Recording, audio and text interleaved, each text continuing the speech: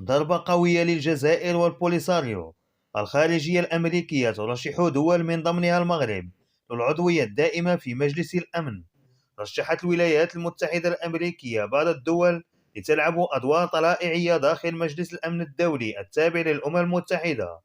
وجاءت هذه الترشيحات الأمريكية في إطار مشروع شامل لإصلاح مجلس الأمن على المدى القريب والمتوسط. في هذا الإطار أنشأت الخارجية الأمريكية خلية تضم كبار الخبراء. أنجزت تقريرا اطلعت عليه أخبارنا المغربية على أجزاء منه سيتم نشرها بالجريدة قريبا جدا، حالما الانتهاء من ترجمته وإعداده حول الإصلاحات المقترحة بمجلس الأمن. ومن ضمن الدول التي اقترحتها الولايات المتحدة الأمريكية لتحصل على العضوية الدائمة بمجلس الأمن الدولي المملكة المغربية الشريفة.